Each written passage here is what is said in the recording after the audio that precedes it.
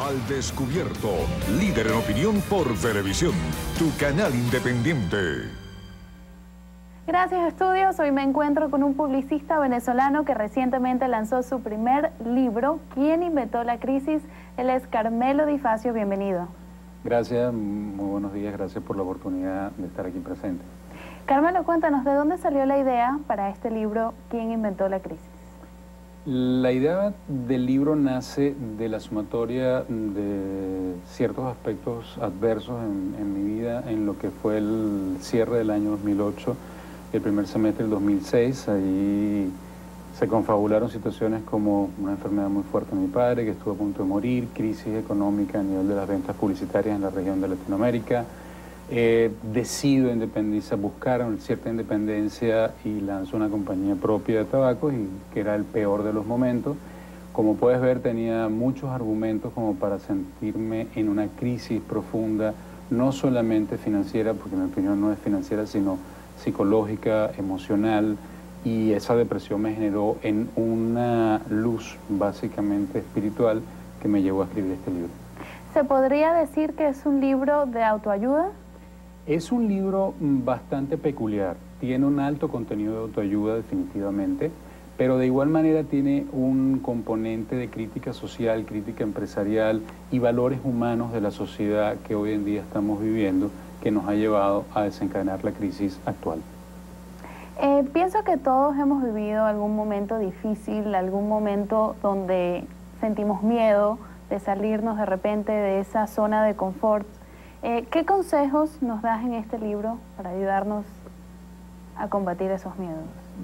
En primera instancia, el peor elemento de cualquier crisis es afrontar los cambios con duda, es afrontar los cambios con temor, con miedo, por decirlo de alguna manera, porque definitivamente la única manera de hacer frente al dragón es enfrentarlo, es sacar la espada, todas las capacidades que tú tienes, de todo el poder que se te ha dado desde el día de tu nacimiento, que te permite hacer frente a cualquier situación adversa. El principal problema es el miedo. ¿De dónde salió ese título de ¿Quién inventó la crisis? Una pregunta bien interesante. El título nace porque después de analizar personalmente mi situación, como te dije al principio, que había tantas nubes negras alrededor, yo dije, wow, pero ¿quién ha causado todas estas nubes negras? Y lo que hice fue una radiografía de mi propia vida y entender el por qué tomé decisiones erráticas, el por qué cambié mi modo de valorar el éxito, de cómo cambié el valor del uso del dinero, y en cierta medida todas las decisiones que yo tomé fueron las que desencadenaron en esa crisis. Entonces la idea era sencilla, tratar de descubrir quién fue el causante de esta situación tan nefasta. La tasa del desempleo llegó a casi al 10% en diciembre del 2009. ¿Cómo puedes decir que la crisis es un invento? En efecto, el desempleo en los Estados Unidos se ha incrementado fuertemente en los últimos 18 meses aproximadamente, debo reconocerlo. También no es menos cierto que muchas empresas, aun cuando han tenido récord de ventas en muchos sectores industriales, han tenido patente de corso para poder limpiar sus números de empleados, teniendo como excusa la pseudocrisis que estamos viviendo. En el libro, cuando yo hago referencia a que la crisis es un invento o la crisis en teoría existe en nuestras mentes, me voy desde el punto de vista filosófico, desde el punto de vista netamente espiritual, porque cuando nos enfrentamos a una realidad difícil, a una crisis, tenemos dos opciones: o nos deprimimos, o nos frustramos, o nos entregamos, en pocas palabras.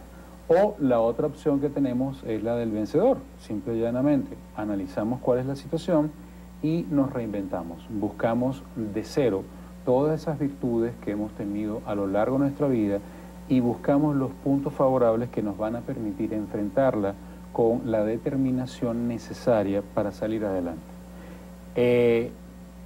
Referencias en el libro existen muchísimas, he nombrado muchos casos, tanto de Venezuela como de amigos que tengo en otros países, donde vemos personas que han salido de su círculo del confort, de su círculo del éxito, han caído en una situación bastante difícil, bastante contraproducente, y sin embargo han explotado herramientas que ellos jamás hubieran imaginado que las tenían, o si las tenían no las querían reconocer, y hoy por hoy son personas sumamente exitosas porque aprendieron a dominar la crisis, aprendieron a enfrentarla y a superar sus propios valores.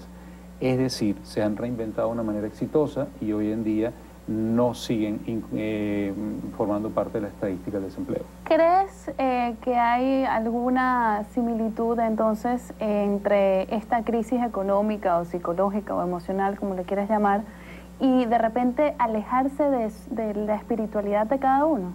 Definitivamente. Lo que ha acontecido, repito, en esta última década, por decirlo de alguna manera, la humanidad ha tenido una carrera desenfrenada por amasar bienes, por amasar lujo, por amasar confort, y no ha escatimado esfuerzos en ello. Pienso que se alejaron de sus valores más humanos, más básicos. Pienso que dejaron entrar una cantidad de demonios, como repito, la avaricia, el ego, y siempre lo he dicho muy marcado en el libro, porque en esencia ese es el problema que tenemos como seres humanos. El consumismo en exceso nos ha dañado, el deseo de tener más y almacenar de manera avara, por decirlo de manera realista, una cantidad de valores impropios del ser humano son los que han desencadenado esta situación actual. Por esa razón es que debemos retomar nuestra esencia. Háblanos un poco de las víctimas de la negligencia evolutiva.